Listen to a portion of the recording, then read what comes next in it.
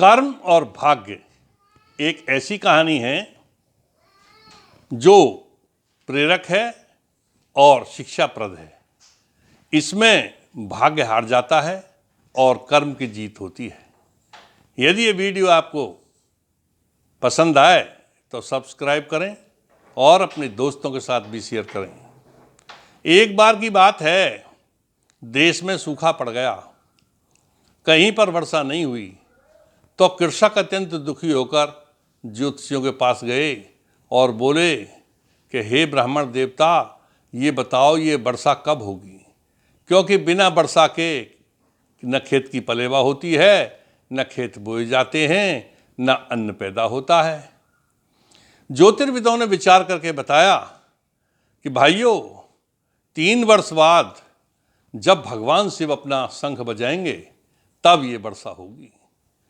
शिव शंख के बजते ही झमाझम वर्षा हो जाएगी, तभी तुम्हारी खेती बाड़ी हरियाएगी।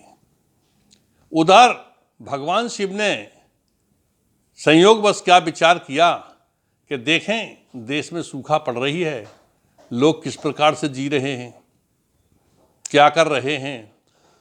तो ऐसा विचार करके भगवान शिव अपने नंदी पर सवार होकर साधु का वेश बनाकर चल दिए। वे कैलाश पर्वत से थोड़ी दूर ही गए होंगे कि क्या देखते हैं, एक कृषक अपने खेत में हल चला रहा है। कौतूहलवश वो उस कृषक के पास गए और बोले, किसान भाई ये तो बताओ कि जब वर्षा नहीं हो रही तो आप हल क्यों चला रहे हैं। तब कृषक ने शिव जी से कहा कि हे महाराज, आपका वचन तो यद्यपि सत्य है, परंतु यदि मैं हल न चलाऊं तो मैं नाकारा हो जाऊंगा और 3 साल में तो मैं हल चलाना ही भूल जाऊंगा।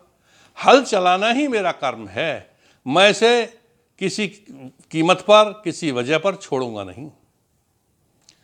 भगवान शिव ने जब कृषक के वचन सुने तो उनका मस्तिष्क चकरा गया। वो सोचने लगे, कहीं ऐसा न हो कि मैं भी 3 वर्ष में शंख बजाना भूल जाऊं।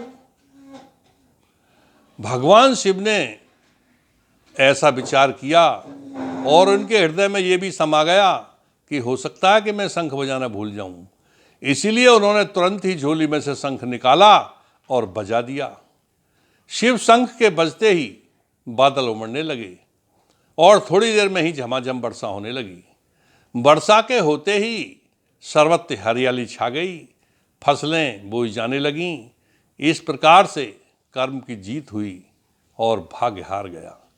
उक्त के संबंध में श्री कृष्ण ने भी गीता में कहा है कि कर्मण्येवाधिकारस्तु मां फलेषु कदाचन मां कर्म फल हेतु भूर्मोते संगोऽस्तु कर्मणि। हे मनुष्य, तेरा कर्म करने में अधिकार हो, फल में नहीं।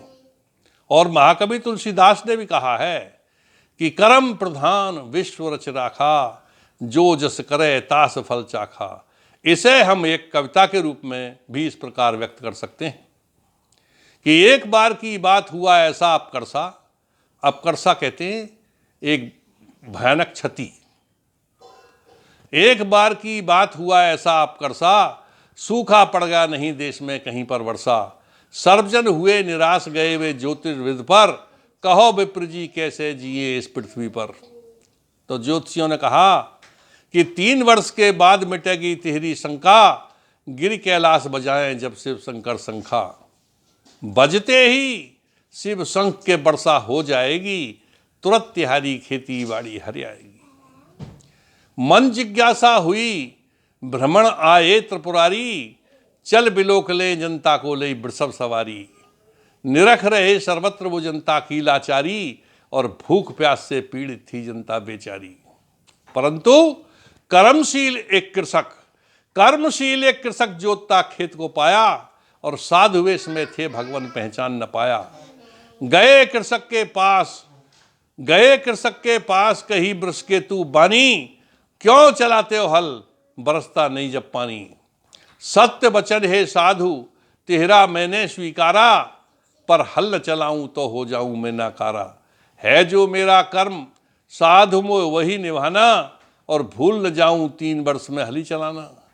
सुने कृषक के वचन सुने कृषक के वचन प्रभु मस्तिष्क चकराया, कहीं शंख बजाना भूल न जाऊं हृदय में समाया।